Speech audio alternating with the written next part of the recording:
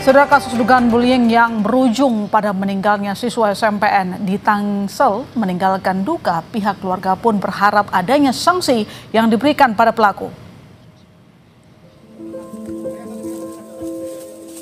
Duka menyelimuti keluarga MH, seorang siswa SMP negeri di Tangerang Selatan yang diduga menjadi korban perundungan. Korban meninggal setelah sempat dirawat selama sepekan akibat dugaan perundungan yang dialaminya. MH dimakamkan di pemakaman keluarga di Ciater Maruga, Serpong, Kota Tangerang Selatan. Menurut kakak sepupu korban, almarhum meninggal dunia setelah menjalani perawatan intensif di Rumah Sakit Fatmawati. Pihak keluarga pun berharap adanya sanksi yang diberikan kepada pelaku. Polres Tangerang Selatan telah memeriksa 6 saksi. Kapolres Tangerang Selatan yang menemui pihak keluarga korban menyatakan polisi telah memulai serangkaian penyelidikan guna mengungkap fakta di balik kematian MH. Kami berinisiatif dari awal dari Polres Tangerang Selatan tanpa adanya laporan polisi maupun keterangan dari orang tua korban, kami sudah melakukan rangkaian penyelidikan. Nanti sudah ada pemeriksaan Pak, saksi-saksi ya, terkait. Saat ini yang kami sudah periksa sudah total ada 6 orang saksi yang kita lihat, kita perkirakan mengetahui tentang adanya peristiwa dugaan tindak pidana ini.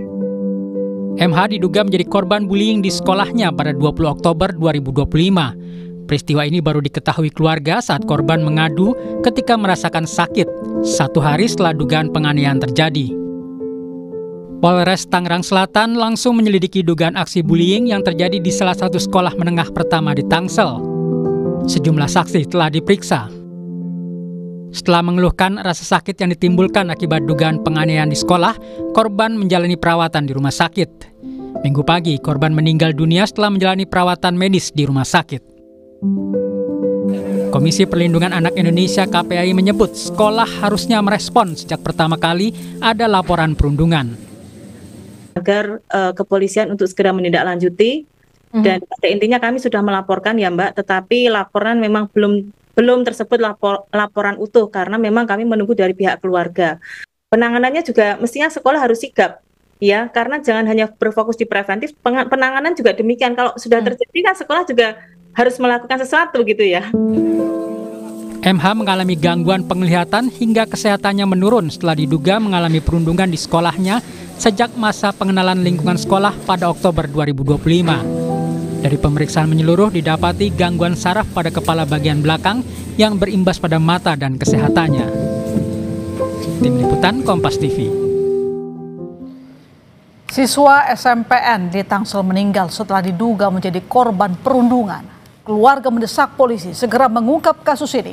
Kami akan membahasnya bersama Komisioner KPAI Jasra Putra dan Komisioner Kompolnas Yusuf Warshim. Selamat sore Mas Jasra, selamat sore Mas Yusuf. Selamat sore. Terima kasih telah bergabung. Saya langsung ke Mas Jasra dulu. Mas, ini kan kalau kita lihat keluarga sudah minta pelakunya diusut. Lantas kira-kira apa langkah yang tepat mengingat para pelaku juga di bawah umur? Ya, saya kira sejak awal KPAI ketika mendatangi korban dan termasuk juga sekolah, itu sudah melakukan koordinasi dengan Polres dan termasuk juga Dinas Pendidikan dan Dinas Pemberdayaan Perempuan Perlindungan Anak. Ada 2 hal yang kita minta. Pertama, tentu memastikan waktu itu ya, waktu almarhum hidup, memastikan pengobatan sampai tuntas gitu ya. Dan kita tentu terus mengawal ya agar korban dalam situasi-situasi sulit ini dipastikan didampingi oleh pemerintah daerah dan termasuk juga soal rujukan. Nah yang kedua, karena ada dugaan kekerasan, tentu sejak awal kita minta kepolisian untuk melakukan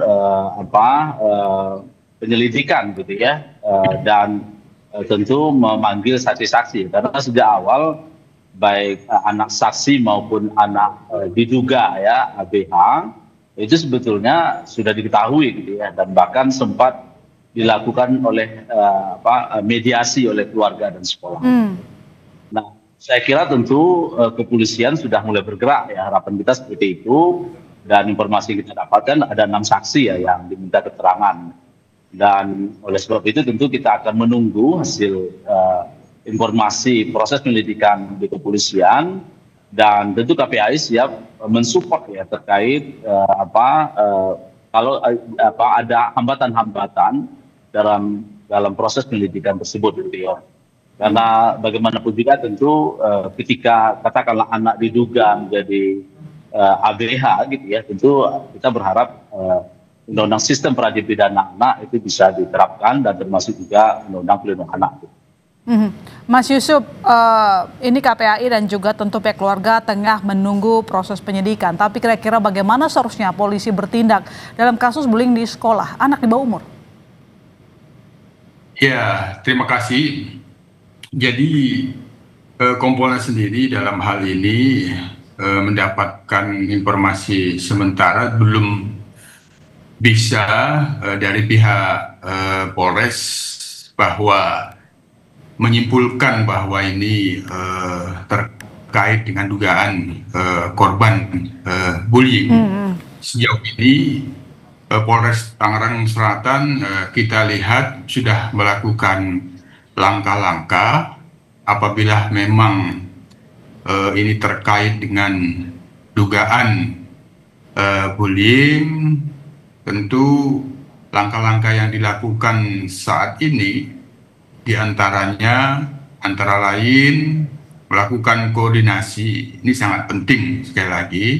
Ini kami dorong terus agar pihak Polres Tangsel melakukan koordinasi ke pihak KPAI, Dinas Pendidikan, serta Unit Pelaksanaan Teknis Daerah Perlindungan Perempuan dan Anak atau UPTD PPA Kota Tangsel dalam rangka penyelidikan lebih luas yang sejauh ini telah melakukan permintaan klarifikasi kepada pihak-pihak yang itu diduga saksi siswa. Oleh karenanya ini tentu Kompolnas sendiri memastikan betul bahwa penyelidikan yang memang benar sudah dilakukan ini tentu ini kaitannya dengan sekolah, siswa-siswa, maka koordinasi terus dilakukan bersama KPAI, UPTD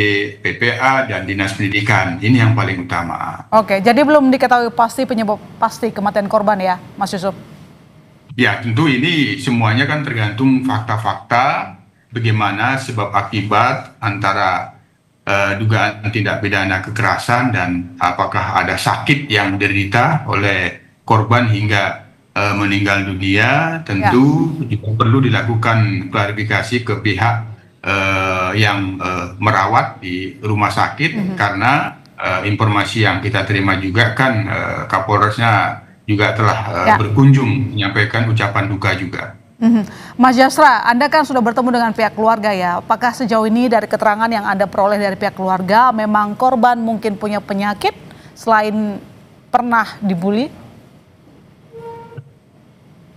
Iya, sebetulnya kan sejak awal kan kita kan hanya mengetahui anak ini kan diduga dibully ya. Ini keterangan dari keluarga. Makanya kita langsung melakukan koordinasi ya.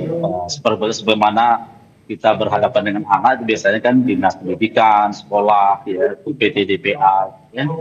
Nah, terkait belakangan hasil pemeriksaan kesehatan oleh Rumah Sakit Fatmawati, ya tentu informasi ya tambahan ya yang tentu sebagaimana kita ketahui secara umum gitu ya. Nah, namun waktu itu kami fokus untuk memastikan apakah anak ini diduga mengalami kekerasan atau tidak gitu ya. Makanya kan ada sempat mediasi dan bahkan keluarga terduga saksi hari ini atau pelaku itu kan sempat dilakukan mediasi juga gitu ya, dan bahkan bersedia untuk menanggung pengobatan gitu ya. Nah, namun dalam prosesnya kan situasi anak kan terus memburuk ya, dan baru kita ketahui ada penyakit-penyakit lain gitu ya yang menyertai sebagaimana yang informasi yang disampaikan oleh rumah sakit. Tapi pihak keluarga sendiri apakah meyakini bahwa kematian korban karena bully bukan karena adanya penyakit bawaan? Iya, sejak awal keluarga menyampaikan begitu gitu ya, karena anak ini kan tidak semangat datang ke sekolah gitu ya. Kemudian memang sejak awal Ananda ini kan menutupi kasusnya gitu ya. Tapi setelah keluarga ada perubahan-perubahan perilaku, maka keluarga terus menggali informasi, dan setelah itu baru disampaikan oleh Ananda almarhum ini gitu ya. Nah, setelah disampaikan maka sekolah berkomunikasi, keluarga berkomunikasi dengan pihak sekolah. Gitu ya. Sebelum saya ke Mas Yusuf. Oke, sebelum saya ke Mas Yusuf, Mas Jasra, pertanyaannya begini, kalau memang dari pihak keluarga korban mengatakan adanya bullying begitu, sejauh ini bagaimana pihak sekolah dan instrumen di dalamnya, kepala sekolah, guru dan lain-lain, apakah selama ini tidak ketahuan kalau si anak dibully? Iya, dugaan kajian kita sementara begitu, Mbak. Jadi ya kalau kita melihat ini kan situasi yang terlambat, apalagi orientasi penerimaan siswa itu kan bulan Juli, dan dugaan kita kan proses ketika anak bertemu dengan latar belakang sekolah yang berbeda, itu potensi bullying kan tinggi. Nah, oleh sebab itu tentu ini butuh ya digali lebih jauh gitu ya, sehingga situasinya pada akhirnya memuncak gitu, Pak. Sorry, saya pertegas sedikit, KPAI menilai bahwa memang pihak sekolah tidak tahu atau selama ini tampak tidak begitu peka dengan apa yang terjadi terhadap murid. Ya, dugaan kita ya ketidakpekaan itu sebetulnya gitu ya. Karena kan kelas baru gitu ya, kelas 7 ya dalam ini. Ini kan kita suruh menyampaikan gitu ya, situasi yang berpotensi mengalami bully karena ada pertemuan lintas siswa yang sumbernya dari bermacam-macam sekolah gitu ya. Oleh sebab itu harus menjadi kewaspadaan gitu ya, dan termasuk juga mengidentifikasi potensi bully di setiap kelas gitu ya. Nah, kalau tim pencegahan penanganan kekerasan satuan pendidikan memiliki kepekaan, saya kira situasi ini kan bisa dimitigasi sebetulnya, sehingga tidak terjadi situasi yang tidak kita harapkan gitu.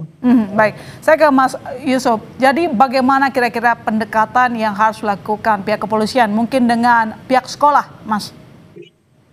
Iya, tadi kita kembali dulu bahwa penyidikan kan tentu berfokus kepada apabila ada dugaan korban meninggal dunia, sebagaimana yang dimaksud orang tua, katakanlah seperti itu, yang diduga ada mengalami kekerasan, maka kan fakta-fakta itu yang harus digali oleh penyidik, termasuk dugaan mengalami bullying. Itu. Yang kedua, tentu karena ini sudah dalam perawatan di rumah sakit juga, maka tentu fakta-fakta terkait apakah ada riwayat sakit, ini juga perlu digali fakta-fakta ini. Nah, disinilah pentingnya penyelidikan. Nah, apabila itu kaitannya dengan diduga mengakibatkan kematian, sebagaimana informasi yang barangkali dipandang oleh KPAI adanya potensi indikasi, ya semuanya itu perlu didalami. Oleh karenanya kita mendorong memang ya langkah-langkah koordinatif yang dilakukan penyelidik kepada pihak-pihak yang memeriksa 6 saksi, termasuk informasinya di situ ada guru juga. Semuanya itu kan dalam proses untuk mendapatkan fakta-fakta apakah ada peristiwa pidana atau tidak yang itu menyebabkan korban meninggal dunia. Itu yang paling penting dilakukan benar-benar cermat dan teliti. Itu yang kita dorong Kompolnas sebagai pengawas terhadap kinerja penyelidik di dalam hal mengungkap adanya dugaan mengalami kekerasan sehingga menimbulkan korban meninggal dunia.